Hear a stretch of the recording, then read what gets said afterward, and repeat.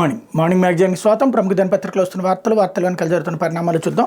ఈనాడు చూస్తే బీసీలపై కత్తి దూసి అంటూ ఒక వార్తని హైలైట్ చేసింది. రోజు ఒక విషవృక్షాన్ని నాటి రోజు విషఫలాలని అందిస్తున్నటువంటి ఈనాడు తాజా విషగుళిక. కక్ష కట్టి కత్తెర, కులవృత్తులకు పాత్ర, వెనుకబడిన వర్గాల వెన్నువిరిచిన జగన్, వైకాపా పాలనలో చితికిపోయిన చేతి వృత్తులు, దక్కని ఆదరణ, రుణాలకు ఎర్రజెండా, స్వయం ఉపాధి కరువే బీసీల బతుకులు దుర్భరం అంటూ పాపం ఒకసారి ఒక బార్బర్ షాప్కి వెళ్తే వీళ్ళకి తెలుసుద్ది బార్బర్ షాప్లో వాళ్ళకి చేతి వృత్తులకి మనుషులు దొరుకుతున్నారో లేదో, లేదంటే ఒక కుండలు అమ్మే దుకాణానికి వెళ్తే తెలుస్తుంది అక్కడ కుండల కోసం జనాలు ఎలా ఎగబడుతున్నారు, గతం కంటే ఇప్పుడు రేట్లు ఎంత ఎక్కువ పెట్టి కొంటున్నారు.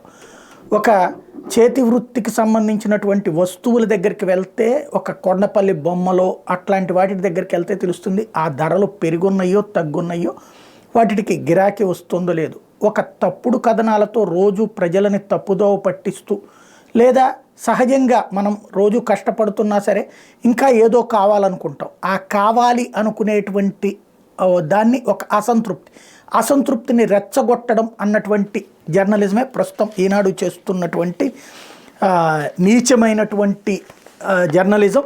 ఇది ఎంతకాలం అంటే ఆంధ్ర ప్రజలు భరించినంతకాలం. ఇకపోతే చంద్రబాబు పవన్ కళ్యాణ్ కీలక భేటీ, సీట్ల సర్దుబాటు, ఉమ్మడి మేనిఫెస్టోపై విస్తృత చర్చ. సంక్రాంతి సందర్భంగా పవన్ భోజనానికి పిలిచినటువంటి చంద్రబాబు 3.5 గంటల పాటు సుదీర్ఘంగా మాట్లాడుకున్న నేతలు. ఎన్నికలు దగ్గర పడుతున్న వేళ తెలుగుదేశం పార్టీ అధినేత చంద్రబాబు, జనసేన అధ్యక్షుడు పవన్ కళ్యాణ్ మధ్య మరో కీలక భేటీ జరిగింది. సంక్రాంతి సందర్భంగా పవన్ కళ్యాణ్ చంద్రబాబు భోజనానికి ఆహ్వానించగా మనోహర్తో కలిసి శనివారం రాత్రి 7 గంటల సమయంలో ఉండవల్లోనే ఆయన నివాసానికి వెళ్లారు అన్నటువంటి విషయాన్ని హైలైట్ చేశారు. ఇకపోతే వైకాపాపై పేలిన మరొక బాంబు, జగన్ సన్నిహితుడు ఎంపీ బాలశౌరి రాజీనామా, జనసేనలో చేరనున్నట్టు వెల్లడి. అయినవాడే కానీ ఎప్పుడూ నమ్మలేదు. చంద్రబాబు పవన్లను తిట్టి వీడియోలను సమర్పించాలని హుకుం జారీ చేశారు.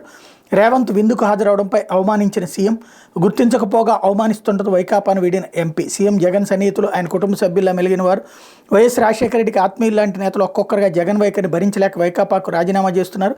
మచిలీపట్నం ఎంపీ వల్లభనేని బాలశౌరి సైతం శనివారం తన రాజీనామాను ప్రకటించారు. అడుగడుగున అవమానాలను భరిస్తూ వైకాపాలో కొనసాగలేనంటూ ఆయన పార్టీ గుడ్ బై చెప్పేశారు. జగన్పై తిరుగుబాటు ప్రకటించిన సన్నిహితుల జాబితాలో మంగళగిరి ఎమ్మెల్యే ఆళ్ల రామకృష్ణారెడ్డి, రాయదుర్గం ఎమ్మెల్యే కాపు రామచంద్రారెడ్డితో పాటు ఇప్పుడు బాలశౌరి చేరారన్నటువంటి వార్తను హైలైట్ చేశారు. టికెట్ ఇవ్వను అంటే వెళ్ళిపోతున్నటువంటి వాళ్ళని వాళ్లే వెళ్ళిపోయారన్నటువంటి కోణంలో నాటకాలు ఆడుతూ రాసుకుంటూ వస్తున్నారు. కేసినేని నాని విషయాన్ని మాత్రం డౌన్ ప్లే చేశారు. సరే, వాళ్ళది ఎజెండా బేస్డ్ జర్నలిజాన్ని మనం ఎవరు ఏం చేయలేం. లేకపోతే ఇండియా కూటమి సారథిగా ఖర్గే, నేతల వర్చువల్ భేటీలో దాదాపు ఏకాభిప్రాయం. కన్వీనర్ పదవి తనకు వద్దన్న నితీష్, హాజరుగాని మమత, వద్దో అఖిలేష్. టోటల్గా నేను చాలా రోజుల నుండి చెప్తున్నా, కాంగ్రెస్ పార్టీ ఒక పెత్తనం చేయాలని చూస్తుంది. INDA యూపీఏగా ఉన్నప్పుడు కాంగ్రెస్సే నాయకత్వం, చైర్పర్సన్ సోనియా గాంధీని. ఇప్పుడు అందులో కూటమిలో చేరినటువంటి నితీష్ కుమార్ అంటే కొత్తగా చేరాడు. అట్లాగే అఖిలేష్ యాదవ్ కావచ్చు, మమతా బెనర్జీ కావచ్చు, వీళ్ళందరి నెత్తిని కూడా కాంగ్రెస్ పార్టీనే చేయటం. తద్వారా రేపు ప్రధానమంత్రి పదవికి మిగతా వాళ్ళు ఎవరు పోటీ పడకుండా కన్వీనర్ ఎలక్షన్ తీసుకుంటాడు కాబట్టి ఖర్గే. అందుకని క్రిందటిసారి మమతా బెనర్జీను కేజ్రీవాల్ వేసిన ఎత్తుకి పై ఎత్తు, కన్వీనర్గా వేరే వాళ్ళని కాకుండా డైరెక్ట్ కాంగ్రెస్ చేతుల్లో ఉంటే కనుక ఇక ఎవడు ఏమీ అనేదేం లేదు. తద్వారా రాహుల్ గాంధీకి ప్రధానమంత్రి పదవికి లైన్ క్లియర్ చేసుకున్నటువంటి కాన్సెప్ట్ ఇక్కడ స్పష్టంగా కనబడుతోంది. కాకపోతే వసూళ్ల కోసం కూలీల నిర్బంధం అంటూ అనంతపురంలో గుత్తేదారును బెదిరించిన వైకాపా నాయకులు, ఆ జిల్లా కలెక్టర్ ఎస్పీలకు పశ్చిమ బెంగాల్ ఎంపీ లేక హైకోర్టులో పిటిషన్ దాఖలు చేసిన కాంట్రాక్టర్, వైకాపా నాయకులు ధనదాహం తారాస్థాయికి చేరింది. గుత్తేదారు నుంచి డబ్బులు వసూలు చేయడం కోసం జగనన్న కాలనీలో పనిచేసి పశ్చిమ బెంగాల్ కూలీలు నిర్బంధించారు. ఏపీకి వచ్చి డబ్బులు ఇచ్చే వరకు కూలీలను వదిలేదు లేదని కాంట్రాక్టర్ను బెదిరించారు. కూలీల అక్రమ నిర్బంధానికి అనంతపురం పోలీసులు పూర్తి సహకారం అందించినట్టు తెలుస్తోంది. ఆ తర్వాత విచారణ పేరుతో అడావిడి చేసిన అనంతపురం గ్రామీణ పోలీసులు ఏ ఒక్క కూలీని నిర్బంధించలేదని తెలిపారు. కోల్కతాకు చెందిన కాంట్రాక్టర్ సర్వర్ జహన్ది లోటస్ ఇంటర్నేషనల్ అనే సంస్థ పేరుతో అనంతపురం జిల్లా కొడిమి వద్ద జగనన్న కాలనీలో ఇళ్ల నిర్మాణ పనులు దక్కించుకున్నారు. కోల్కతా నుంచి కూలీలను తెప్పించి ఇక్కడ పనులు చేస్తున్నారు. ఈ క్రమంలో తన కమిషన్ ఇవ్వాలంటూ రాప్తాడ్ ఎమ్మెల్యే ప్రకాష్ రెడ్డి బెదిరించారంటూ సర్వర్ జహాన్ ఆరోపిస్తున్నారు. తాను ఒప్పుకోకపోవడంతో తన వద్ద పనిచేస్తున్న 9 మంది కూలీలను బంధించారని పేర్కొంటూ శుక్రవారం తెల్లవారుజాము జిల్లా ఎస్పీ అంశురాజన్కి ఉదయం 11 గంటల సమయంలో కలెక్టర్ గౌతమికి మెయిల్ చేశారు. ఎవరూ స్పందించకపోవడంతో పశ్చిమ బెంగాల్ ఎంపీ ఏహెచ్ కామ్ చౌదరిని ఆశ్రయించారు. ఆయన దీనిపై అనంతపురం కలెక్టర్ ఎస్పీకి లేఖ రాశారు. అప్పటికి స్పందించకపోవడంతో శనివారం ఉదయం న్యాయ న్యాయవాదిని ఎస్పీ వద్దకు పంపించి లిఖితపూర్వకంగా ఫిర్యాదు చేశారు. కాంట్రాక్టర్ సర్వర్ జహాన్ ఏపీ హైకోర్టులో హెబియస్ కార్పస్ పిటిషన్ దాఖలు చేశారు. ఇందులో రాష్ట్ర ప్రభుత్వం, DGP Anantapur collector, SP Anantapur rural సీఎల్ని ప్రతివాదులుగా చేశారు. కోల్కతా కూలీలు నిర్బంధించేందుకు అనంతపురం గ్రామీణ పోలీసులు పూర్తిగా సహకరించినట్టు తెలుస్తోంది. బుధవారం 10వ తేదీ రాత్రి కొడిమి జగనన్న కాలనీలో పనిచేస్తున్న కూలీలు తమ రాష్ట్రానికి వెళ్లేందుకు సిద్ధమయ్యారు. అదే సమయంలో కానిస్టేబుల్ వచ్చి వాళ్ళని అనంతపురం నగరం కళ్యాణదుర్గం రోడ్లో ఓ ప్రైవేట్ ఫంక్షన్ హాల్కి తీసుకెళ్లారు. వాళ్ళని అక్కడే 2 రోజుల పాటు నిర్బంధించారు. ఎమ్మెల్యే ప్రకాష్ రెడ్డి కుటుంబానికి చెందిన రాక్ క్రీట్ సంస్థలో పనిచేస్తున్న వ్యక్తి వ్యవహారం మొత్తం నడిపించినట్టు విశ్వసనీయ సమాచారం. కూలీలు ఎమ్మెల్యే నిర్బంధించారంటూ మీడియాలో వార్తలు రావడంతో వైకాపా నాయకులు అప్రమత్తమయ్యారు. పోలీసుల సహకారంతో ఫంక్షన్ హాల్లో నిర్బంధించిన కూలీలు శనివారం ఉదయం హుటాహుటిన కొడిమిలోని జగనన్న లేఅవుట్కి తరలించారు. కాంట్రాక్టర్ తరపున న్యాయవాది ఫిర్యాదు చేసే వరకు పోలీసులు స్పందించలేదు. అనంతపురం గ్రామీణ డీఎస్పీ శివారెడ్డిని 2 అసిస్టెంట్ లేబర్ ఆఫీసర్లను విచారణ కోసం కొడిమికి పంపించారు. అప్పటికే అనంతపురం గ్రామీణ పోలీసులు వైకాపా నాయకులు కూలీలను బెదిరించి తమను ఎవరు బంధించలేదని విచారణ చెప్పాలని తెలిపారు. అయినా 10వ తేదీ రాత్రి ఓ కానిస్టేబుల్ వచ్చి తమను తీసుకెళ్లారని అనరుల్ మెమిన్ అనే కూలీ విచారణకు వచ్చిన 2 అసిస్టెంట్ లేబర్ ఆఫీసర్లకు తెలియజేశారు. ఆయన వాంగ్మూలాన్ని అధికారులు నమోదు చేయలేదు. తమను ఎవరూ నిర్బంధించలేదంటూ తెలుగులో రాసి వారితో సంతకాలు వేరుముద్రలు తీసుకుని విచారణ ముగించారు. అనంతపురం గ్రామీణ డీఎస్పీ శివారెడ్డి సైతం వాస్తవాలను పక్కన పెట్టి కూలీలు నిర్బంధించడం అవాస్తవమని మీడియాతో పేర్కొనడం గమనార్హం. కోట్లలో ఐటీ చెల్లించిన నాపై ఆరోపణలు అంటూ ప్రకాష్ రెడ్డి స్టేట్మెంట్ 2006 నుంచి 2015 వరకు కోట్ల రూపాయల ఆదాయ పన్ను చెల్లించి నా మీద ఆరోపణలు చేసిన వ్యక్తి స్థాయి ఏంటి, నా స్థాయి ఏంటి అని అనంతపురం జిల్లా రాఫ్తాడు ఎమ్మెల్యే ప్రకాష్ రెడ్డి ప్రశ్నించారు. కొడిమి జగనన్న లేఅవుట్లో కాంట్రాక్టర్ను బెదిరిస్తున్నారని, కార్మికులు నిర్బంధించారని వచ్చిన ఆరోపణ ఆయన మీడియాతో మాట్లాడారు. శాన్వి ఎంటర్ప్రైజెస్ వారు 55 కోట్లు అడ్వాన్స్ ఇస్తే సుజయ్ బిశ్వాస్ అనే వ్యక్తి కూలీలను తీసుకుని రాలేదని, డబ్బులు వెనక్కి ఇవ్వలేదన్నారు. సమస్యను శాన్వి ఎంటర్ప్రైజెస్ తన దృష్టికి తీసుకురాగా సుజయ్ బిశ్వాస్తో మాట్లాడని, తాను బెదిరించలేదని తెలిపారు. తన మీద ఫిర్యాదు చేసినట్టు తెలియదని, వారి మీద పరువు నష్టం దావా వేస్తానన్నారంటూ వార్తను హైలైట్ చేశారు. పోతే త్వరలో ముద్రగడను కలవనున్న పవన్ అన్నటువంటి వార్తను హైలైట్ చేశారు. ఈ నెల 20 లేదా 23న కెర్లంపూడికి రాక జనసేన నేత బొలిశెట్టి శ్రీనివాసరావు వెల్లడి. కాపు ఉద్యమ నేత ముద్రగడ పద్మనాభాన్ని కలిసేందుకు ఈ నెల 20 లేదా 23న కెర్లంపూడి వస్తానని జనసేన అధినేత పవన్ కళ్యాణ్ తెలిపారని ఆ పార్టీ తాడేపల్లిగూడెం నియోజకవర్గ ఇన్ఛార్జ్ బొలిశెట్టి శ్రీనివాసరావు చెప్పారు. కాకినాడ జిల్లా కెర్లంపూడిలో శనివారం ఆయన ముద్రగడను కలిశారు. పవన్ కళ్యాణ్ సందేశాన్ని తెలియజేసి సుమారు గంట పాటు చర్చించారు. అనంతరం శ్రీనివాసరావు విలేకరులతో మాట్లాడుతూ ముద్రగడ సానుకూలంగా స్పందించారని పేర్కొన్నారు. ముద్రగడ నిజాయితీగా కాపు ఉద్యమాన్ని నడిపారని, విలువలతో కూడిన రాజకీయం చేశారని, ఆయన చేరికతో పార్టీకి బలం పెరుగుతుందని చెప్పారు.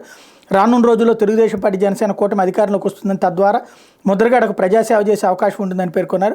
ఈ నెల 10న బొలిశెట్టి శ్రీనివాస్ కాపు ఐక్యగారి నాయకుడు కల్వకోట్లను తాతాజీ తదితరులు కిర్లంపూడి వచ్చి ముద్రగడను కలిసిన విషయం తెలిసిందే. ఆ భేటీ సందర్భంగా ముద్రగడ లేఖ రాసి శ్రీనివాస్ ద్వారా పవన్ కళ్యాణ్కి పంపారు. దాన్ని అందుకున్న ఆయన సానుకూలంగా స్పందించినట్టు తెలిసింది. తాను కిర్లంపూడి వచ్చి ముద్రగడను కలుస్తానని చెప్పాలని బొలిశెట్టి శ్రీనివాస్కి పంపించినట్టు సమాచారం. ప్రస్తుత పరిణామాల ప్రకారం ముద్రగడ ఆయన కుమారుడు గిరి జనసేనలో చేరడం లాంఛనమైన అభిప్రాయం వ్యక్తం అవుతుంది. ముద్రగడను కలిసిన వారిలో పత్తిపాడు నియోజకవర్గ జనసేన ఇన్ఛార్జ్ పరుపుల తమ్మయ్య బాబు తదితరులు ఉన్నారన్నట్టు వార్తని హైలైట్ చేశారు. ఇంతవరకు కూడా ముద్రగడ చెడ్డోడయ్యాడు, ఇక పైన ముద్రగడ మంచోడు అవుతాడు ఈ పత్రికలన్నిటికీ కూడా. ఇకపోతే అంతటి సాయిరెడ్డే దిగి వచ్చి అంటూ మరొక వార్తని హైలైట్ చేసింది. మండల స్థాయి నాయకులకు బుజ్జగింపు, లోకేష్ను ఓడించేందుకు ఏ స్థాయికి వెళ్లేందుకైనా సిద్ధం. దుగ్గిరాల మండలంలోని ఒక గ్రామానికి వెళ్లి మండల స్థాయి నాయకులతో భేటీ. తెలుగుదేశం పార్టీలోకి వెళ్లవద్దని బతిమాలను విన్న వైకాపా నాయకులు. అధికార పార్టీలో నెంబర్ 2గా వెలుగుతున్న నాయకుడు వైకాపా పార్లమెంటరీ పార్టీ నేత విజయసాయిరెడ్డి శనివారం గుంటూరు జిల్లా దుగ్గిరాల మండలంలో చిలూరు గ్రామానికి ఆకస్మికంగా వెళ్లారు. 3 మండల స్థాయి వైకాపా నాయకులతో ప్రత్యేకంగా సమావేశమయ్యారు. ఆయన వాళ్ళని బుజ్జగించారు, నచ్చజెప్పారు, బతిమాలారు. ఎన్ని చేసిన ప్రయత్నాలు ఏం ఫలించలేదు, మేము ఒక నిర్ణయం తీసేసుకున్నాం, మమ్మల్ని వదిలేయండి అని వారు కరాఖండిగా చెప్పేసి నమస్కారం పెట్టేశారు. మంత్రులు, పార్టీ ఎంపీలు, ఎమ్మెల్యేలను తన చుట్టూ ప్రదక్షిణ చేయించుకునే సాయిరెడ్డి నేరుగా ఒక గ్రామానికి వెళ్లి మండల స్థాయి నాయకులను బతిమలాడడం ఏంటని ఆశ్చర్యపోతున్నారు. అక్కడే ఉంది కిటుకు. వచ్చే ఎన్నికల్లో మంగళగిరి నియోజకవర్గంలో తెలుగుదేశం పార్టీ ప్రధాన కార్యదర్శి నారా లోకేష్ ఎట్టి పరిస్థితులను ఓడించాలని లక్ష్యంగా పెట్టుకుని వైకాపా అగ్రనాయకత్వం దానికోసం ఏ స్థాయికైనా దిగుతోందనడానికి ఈ భేటీ నేను నిదర్శనం. దుగ్గిరాల మండలంలో వైకాపాలో కీలక నాయకులైన వెడ్ల వెంకట్రావు, జయలక్ష్మి, కొరిటాల సురేష్, పాటిబండ్ల కృష్ణప్రసాద్ త్వరలోనే తెలుగుదేశం పార్టీలో చేరేందుకు రంగం సిద్ధం చేసుకున్నారు. ఈ పరిణామం వైకాపా నాయకత్వానికి మింగుడు పడడం లేదు. గత ఎన్నికల తర్వాత దుగ్గిరాల్లో తెలుగుదేశం పార్టీ బలపడింది. 2019 ఎన్నికల్లో లోకేష్ వైకాపా అభ్యర్థి ఆళ్ల రామకృష్ణారెడ్డి దుగ్గిరాల మండలంలో సుమారు 5,300 ఓట్ల మెజార్టీ సాధించారు. ఇప్పుడు ఆ పరిస్థితి కనిపించడం లేదు. గత 5 ఏళ్లలో ఎమ్మెల్యే రామకృష్ణారెడ్డి వైఖరితో ఇసుకుపోయిన దుగ్గిరాల మండలంలోని పార్టీ ముఖ్య నాయకులు తెలుగుదేశం పార్టీలో క్యూ కడుతున్నారు. దీంతో వాళ్ళని బతిమాలేందుకు సాయిరెడ్డి స్వయంగా రంగంలోకి దిగారు. జయలక్ష్మి ఇంటికి వెళ్లారు. జడ్పీటీసీ మాజీ సభ్యుడు ఎడ్ల వెంకట్రావు, పెనుమూలి PAPS చైర్మన్ కొరిటాల సురేష్ కూడా హాజరయ్యారు. గత 5 ఏళ్లలో పార్టీలో తమకు ఎదురైన అవమానాలను వాళ్ళు వివరించారు. తాను ఉన్నానని అన్ని చక్కదిద్దుతానని, పార్టీని మాత్రం విడద్దని సాయిరెడ్డి వారిని బతిమలాడినట్టు తెలిసింది. అయినా వారు వినలేదని, తెలుగుదేశం పార్టీలో చేరతామని మాటిచ్చేశామని, ఇప్పుడు మాట తప్పితే ప్రాణం పోయినట్టేనని స్పష్టం చేశారని సమాచారం.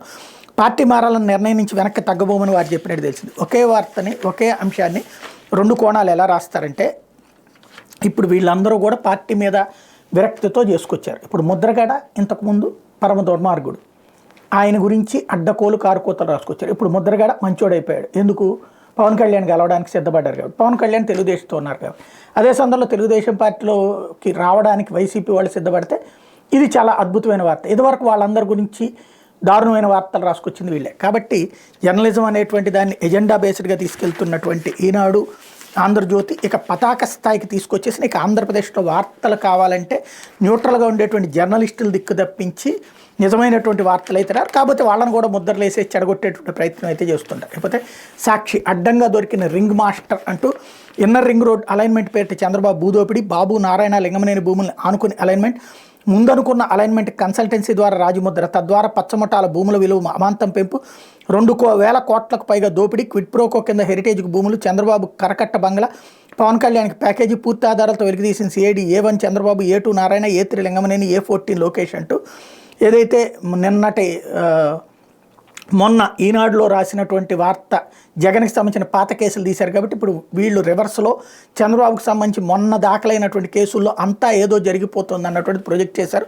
దీంట్లో ఆల్రెడీ ముందస్తు బెయిల్ కూడా వచ్చేసింది చంద్రబాబుకి. మళ్ళీ జగన్మోహన్ రెడ్డి కనుక అధికారంలోకి వస్తే ఈ కేసుకు సంబంధించి అయితే ఈ కేసులో ఆల్రెడీ చంద్రబాబుకు ఉన్నటువంటి లీగల్ సపోర్ట్ అన్నటువంటి కాన్సెప్ట్ మీద ఆయన్ని ఏమీ చేయడానికి అవకాశం లేదు. ఆ తర్వాత ఏమన్నా అవుతుందనేది చూడాలి. లేకపోతే నిరుద్యోగులకి సీఎం సంక్రాంతి కానుక అంటూ పండుగ తర్వాత డిఎస్సీ నోటిఫికేషన్, విద్యాశాఖ మంత్రి బొత్స సత్యనారాయణ వెల్లడి, ఇప్పటికే జిల్లాలో ఉపాధ్యాయ ఖాళీలపై నివేదిక, రాష్ట్రంలో టీచర్ ఉద్యోగాల కోసం ఎదురుచూస్తున్న నిరుద్యోగులకు ప్రభుత్వం సంక్రాంతి కానుక ప్రకటించింది. పండుగ తర్వాత డిఎస్సీ నోటిఫికేషన్ విడుదల చేయనున్నట్టు విద్యాశాఖ మంత్రి బొత్స సత్యనారాయణ చెప్పారు. విశాఖ ఎయిర్పోర్ట్లో శనివారం ఆయన మీడియాతో మాట్లాడుతూ ఉద్యోగాల బట్టి విధి విధానాలను త్వరలో ప్రకటిస్తామన్నారన్నటువంటి వార్తని హైలైట్ చేశారు. లేకపోతే 108, 104 ఉద్యోగుల సమ్మె లేదు, ఉద్యోగులతో మంత్రి రజనీ చర్చలు సఫలం, 108, 104 ఉద్యోగులను ఆప్కాస్లో చేర్చాలని వెంటనే సీఎం జగన్ దృష్టికి తీసుకెళ్తాం, ప్రభుత్వ ఉద్యోగాల్లో వెయిటేజీ పైన ప్రతిపాదనలు ఇస్తాం, స్లాబ్ పద్ధతిని వెంటనే అమలు చేసేలా చర్యలు తీసుకుంటాం, మంత్రి హామీలకు ఉద్యోగుల అంగీకారం, సమ్మె నిర్ణయం వెనక్కి తీసుకున్నారన్నటువంటి వార్తని హైలైట్ చేసింది. ఈ రెండు కూడా ప్రజలకు ఇంపార్టెంట్ అయినటువంటి అంశం. ఒకటి డిఎస్సి నిరుద్యోగులకి, అది సచ్చినా ఈనాడు హైలైట్ చేయలేదు, ఆంధ్రజ్యోతి చేసిందో లేదో చూద్దాం. అదే సందర్భంలో 108, 104 ఉద్యోగుల సమ్మె జరుగుతోందన్నటువంటిది వార్త హైలైట్ చేసినటువంటి ఈనాడు జ్యోతి. ఆ సమ్మె విరమించారన్నది మాత్రం డౌన్ ప్లే చేసింది. అంటే రాష్ట్రాన్ని అల్లకల్లోలం చేయడం కోసమే వార్తలు ఇస్తాను తప్పించి రాష్ట్రానికి మంచి జరిగితే రాయం అన్నటువంటి దుర్మార్గమైనటువంటి ధోరణిని వీళ్ళు అవలంబిస్తున్నారు. ఇకపోతే బరిలో బౌన్సర్లు అంటూ కోడి పందాల బరుల్లోనూ కాపలా, కండలు తిరిగిన యువతకు ఉపాధి మార్గం, పందెం పుంజుల మాదిరిగానే ఏడాది పాటు కఠోర శిక్షణ, జిమ్ నిర్వాహకుల పర్యవేక్షణ ఏజెన్సీలు, ఖరీదైన పందాల్లో గలీజు గొడవలకు అడ్డుకట్ట, ఉభయ గోదావరి, విశాఖ, విజయవాడలో బౌన్సర్లు రెడీ అంటూ సంక్రాంతి బరిలో పందెం కోళ్లతో పాటు బౌన్సర్లు సైతం దిగబోతున్నారు. సెలబ్రిటీలకు రక్షణ కవచంగా ఉండే బౌన్సర్లను షాపింగ్ మాల్స్ ప్రారంభోత్సవాలు, వివాహాలు, వేడుకల సందర్భాల్లో మాత్రం బౌన్సర్లను ఉపయోగిస్తూ వస్తున్నారు. ఇపై ఉమ్మడి గోదావరి జిల్లాలో పెద్ద ఎత్తున సాగే కోడి పందాల జాతరలో ప్రైవేట్ సైన్యంగా బౌన్సర్లు సైతం రంగంలోకి దిగబోతున్నారు.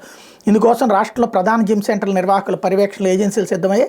శిక్షణ పొందిన బౌన్సర్లు సిద్ధంగా ఉన్నారు. కోడి పందాల నిర్వాహకులు అవసరమైతేనే తమను సంప్రదించాలని సామాజిక మాధ్యమాల్లో ప్రచారానికి తెరలేపారు. బలిష్టమైన శరీరాకృతి, ప్రత్యేక డ్రెస్ కోడ్తో బరుల్లో కలిగి తిరిగే వాళ్ళని చూస్తే పందాల రాయిలు సైతం గొడవలకు వెనుకడు వేస్తారు. వాళ్ళ సహకారంతో బరుల్లో ఎటువంటి వాదాలకు తలెత్తకుండా ప్రశాంతం కోడి పందాలు నిర్వహిస్తారంటూ ఒక కొత్త కాన్సెప్ట్ని హైలైట్ చేశారు. లేకపోతే కోడి పందాలు జరగడానికి వీలు లేదు, ఆ దిశగా గట్టి చర్యలు తీసుకోండి, చట్టాలు ఉల్లంఘిస్తే కలెక్టర్లు, ఎస్పీలు బాధ్యత వహించాలి, హైకోర్టు ధర్మాసనం తీర్పు. కోడి పందాల నిర్వహణ జీవుల పట్ల క్రూరంగా ప్రవర్తించడం కిందకే వస్తుందని హైకోర్టు తేల్చి చెప్పింది. రాష్ట్రంలో కోడి పందాలు నిర్వహించకుండా చర్యలు తీసుకోవాల్సిన అవసరం ఎంతైనా ఉందని స్పష్టం చేసింది. ఈ విషయంలో జిల్లా కలెక్టర్లు, పోలీస్ కమిషనర్లు, జిల్లా ఎస్పీలు గట్టి చర్యలు తీసుకోవాలని ఆదేశించింది. జంతు హింస నిరోధక, జోద నిరోధక చట్టాలను కఠినంగా అమలు చేయాల్సిందేనని వారికి తేల్చి చెప్పింది. లేని పక్షంలో జిల్లా కలెక్టర్లు, ఎస్పీలు, ఇతర అధికారులు అందుకు బాధ్యత వహించాల్సి ఉంటుందని స్పష్టం చేసింది. కోడి పందాలు నిలువరించేందుకు హైకోర్టు ధర్మాసనం గతంలో ఇచ్చిన ఉత్తర్వులను పునరుద్ఘాటిస్తూ వాటి అమలుకు నొక్కి చెప్పింది. ఈ మేరకు ప్రధాన న్యాయమూర్తి జస్టిస్ ధీరజ్ సింగ్ ఠాకూర్, న్యాయమూర్తి జస్టిస్ రావు రంగనాథ్ ధర్మాసనం ఇటీవల ఉత్తర్వులు జారీ చేసి సంక్రాంతికి రాష్ట్రంలో కోడి పందాలు నిర్వహించకుండా తగిన చర్యలు తీసుకునేలా అధికార యంత్రాంగాన్ని ఆదేశించాలని కోరుతూ కృష్ణా జిల్లాకు చెందిన హనుమ అయ్యప్ప హైకోర్టులో ప్రజా ప్రయోజన వ్యాజ్యం దాఖలు చేశారు. ఈ వ్యాజ్యంపై సీజే ధర్మాసనం విచారణ జరిపింది. పిటిషనర్ తరపు న్యాయవాది కేవీ ఆదిత్య చౌదరి వాదన వినిపిస్తూ జంతు హింస నిరోధక చట్ట నిబంధనలకు విరుద్ధంగా కోడి పందాలు నిర్వహిస్తున్నారనే విషయంలో అధికారులు కఠిన చర్యలు తీసుకోవడం లేదన్నారన్నటువంటి వార్తని హైలైట్ చేశారు. ఓ పక్కన కోడి పందాలు నడుస్తూనే ఉంటాయి, ఈ ఉత్తర్వులుగానే ఉంటాయి. తర్వాత కొంతమందిని అరెస్ట్ చేస్తారు, కోర్టు అడిగినప్పుడు అది చూపెడతారు. ఇక్కడ తమిళనాడులోనేమో జల్లికట్టుకు ఓకే చేసినటువంటి న్యాయస్థానాలు ఆంధ్రప్రదేశ్లో కోడి పందాలకు వద్దంటున్నాయి. 2 కోళ్ళు కొట్టుకుంటే హింస అవుతుంది, జంతు చట్టాలు. మరి కోడిని కోసుకు తింటే హింస కాదా?